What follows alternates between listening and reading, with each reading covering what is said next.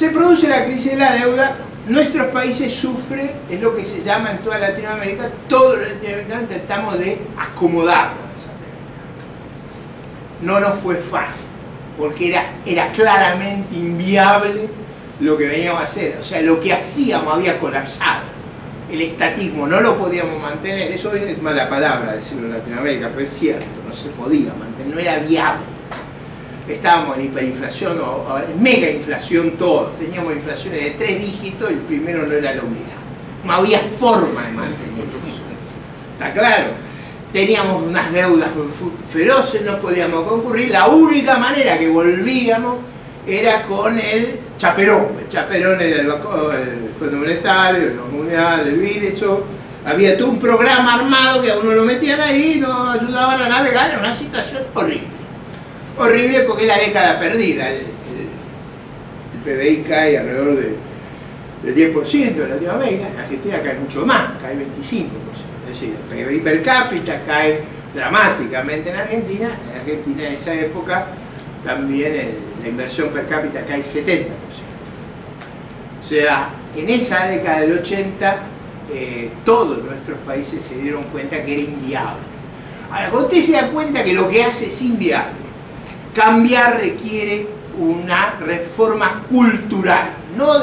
Cuando yo era joven, creía que requería buenos equipos técnicos. Cuando un poquito más viejo, creí que se quería mejores políticas.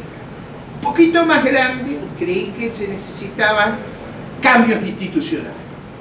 Ahora he llegado a la conclusión dramática, escéptica y pesimista de que lo que se necesitan son cambios culturales. Porque si a uno le agarra un sesgo cultural, es como si el software está mal. Imagínense que usted tiene que usar un software distinto de Windows que no se conecta. Es imposible el puente, hay un software que no funciona. Eso muchas veces a mí me pasa cuando leo las políticas del gobierno argentino. O sea, no es que simplemente estoy opuesto a ella, no le puedo entender la consistencia. Después está la pregunta si la tiene, pero digo, ¿entienden? No tenemos un lenguaje en común, no hacemos la misma aritmética. Ese problema estaba allí. A mediados de la década del 80, todos nuestros países hacen intentos, algunos más serios, otros menos serios, de reformar sus economías. Argentina hace un intento dramático con el Plan Austral. Intento hecho por un equipo de primera calidad. Un equipo de excepcional calidad profesional, técnica, probablemente uno de los equipos más dotados que gobernó Argentina. Pero con un problema. ¿Cuál era el problema? Todos dirán, los políticos, bueno, ahora está de moda que son los radicales, bueno, entonces no es cierto eso. ¿Cuál fue el problema? Había circunstancias externas extremadamente negativas. O sea, término de intercambio, tasa de interés y una protección que hacía casi inconsistente. El debate entre los economistas, yo recuerdo esa época, hay un famoso paper de Pablo Ibroda, que decía, ¿puede Argentina volver a crecer? Fíjense la pregunta. ¿Puede volver? Entonces la respuesta era sumamente escéptica. Bueno, decía, si hacemos todo lo que nunca hicimos, a lo mejor. Ese era el clima intelectual. El clima en toda Latinoamérica era sumo pesimismo, pero empezaba un proceso de reforma que tenía 3 grandes referencias. Es importante entender la Latinoamérica de hoy bajo estas 3 grandes referencias. ¿Cuáles eran las 3 grandes referencias que mirábamos los latinoamericanos?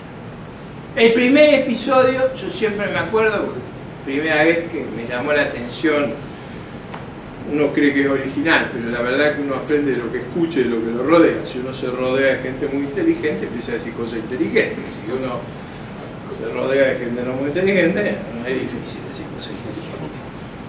Yo le escuché una vez en una conferencia a Roberto de Oliveira Campos, que había sido ministro de la Reforma brasileña, famoso embajador, una de las cabezas de Itamaraty, pero que además era economista, o sea, un superdotado, digamos. Y dice, lo que tenemos que mirar los brasileños es lo que pasa en el este asiático. Si nosotros hicimos muchas cosas, hemos crecido rápido, pero los asiáticos crecen a tasas que son el doble de la nuestra.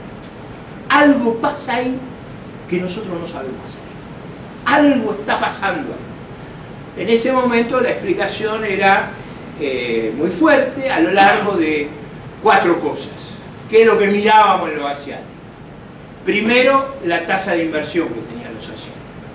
Ahorraban como degeneraban. ¿Sí? Por suerte eran los coreanos, los taiwaneses, los singapurenses. Porque eso ahorraban algo así como 30, 32, 33 puntos de producto, para nosotros es un número imposible. Ahora los chinos ahorran más de 50, imagínense si la vara de medida hubiera sido los chinos. Es decir, digo porque, ¿se acuerdan cuando Keynes hablaba de las tasas chinas? Él quería crecer a las tasas chinas ahorrando mucho menos de la mitad de China. Si eso hubiera sido posible, hubiéramos descubierto la piedra filosofal del crecimiento económico.